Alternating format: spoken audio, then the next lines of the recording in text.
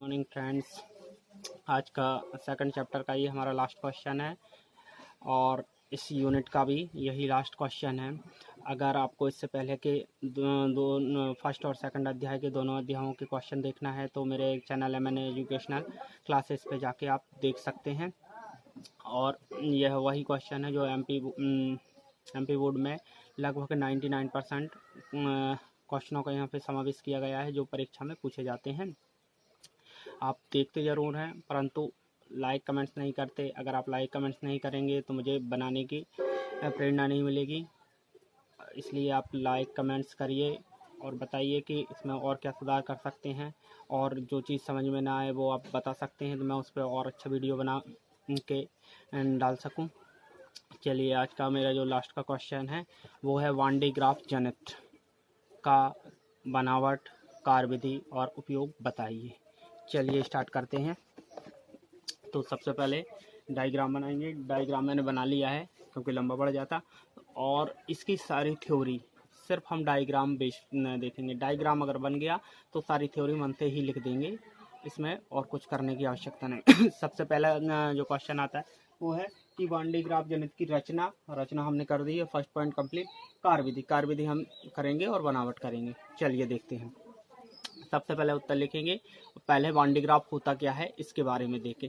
तो one day graph क्या होता है? वान डे ग्राफ जनित्र एक विद्युत उत्पादक मशीन है जिसके द्वारा लगभग 10 लाख वोल्ट का विभवांतर उत्पन्न किया जा सकता है।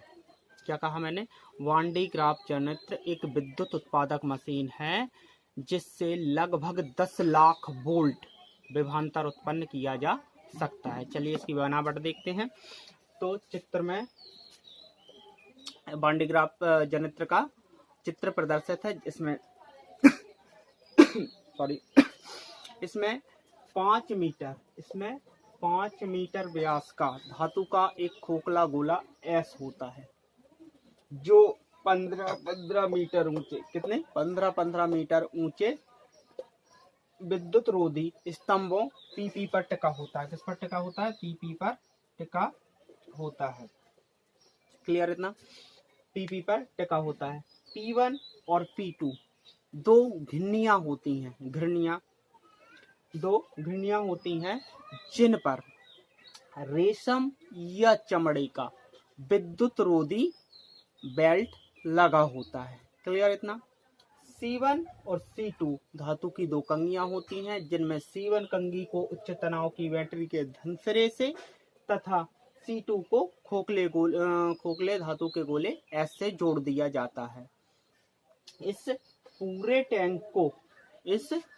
टैंक को 15 वायुमंडलीय दाब में भरी हुई लोहे के टैंक में रख दिया जाता है और इस लोहे के टैंक को पृथ्वीकृत कर दिया जाता है। ये हो गई हमारी बनावट। अब देखते हैं इसकी कार्यविधि।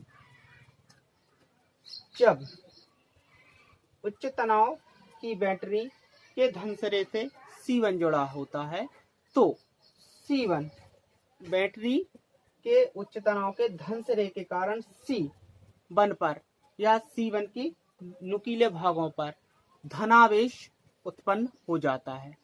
जो P1 और जो घिरनियां P1 और P2 पे जो घिरनियां लगी, जो बेल्ट है, रेशम का जो बेल्ट है, उसको चलाने का प्रयास करते हैं, क्योंकि जब इनके नुकीले भागों पर आवेश की मात्रा अत्यधिक हो जाएगी तो यहाँ पर एक विद्युत पवन चलने लगेगी। जो विद्युत पवन इस बेल्ट को P1 से घुमाकर पूरे बेल्ट को धनावेश कर देगी और P1 से घुमाकर P2 की ओर ले जाएगी। अतः पूरा बेल्ट धनावेशित हो चुका है। यह C1 कंगी C1 के नुकीले सिरों पर पहुंचता है। चूंकि C1 के नुकीले सिरों पर पहुंचता है तो C1 पर प्रेरित ऋण आवेश और खोखले गोले S के ऊपरी भाग पर प्रेरित धन आवेश उत्पन्न कर देता है।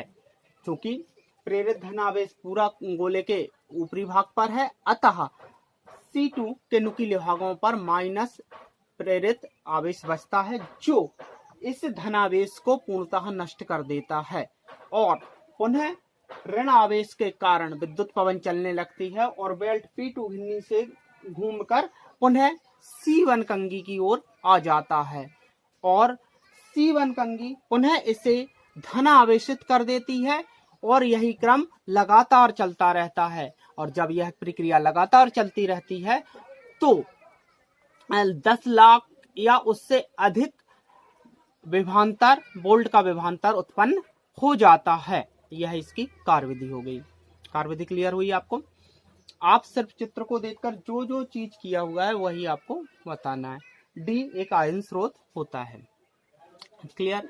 अब इसके उपयोग उच्च विभवांतर उत्पन्न करने के लिए, पहला हो जाएगा आपका उच्च विभवांतर उत्पन्न करने के लिए प्रोटॉन, न्यूट्रॉन और अल्फा कणों को त्वरित करके नाभिकीय विघटन में इसका उपयोग किया जाता है। पहला हो गया उच्च विभवांतर उत्पन्न करने के लिए, दूसरा हो गया प्रोटॉन, न्यूट्रॉन और अल्फा कणों को त्वरित करने के लिए इसका उपयोग किया जाता है।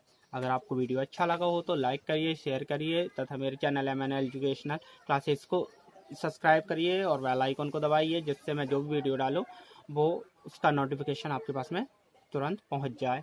ज़्यादा से ज़्यादा लोगों तक इसे शेयर करिए, जिससे कि ज़्यादा से ज़्यादा लोग इसका लाभ उठा सकें। धन्यवाद।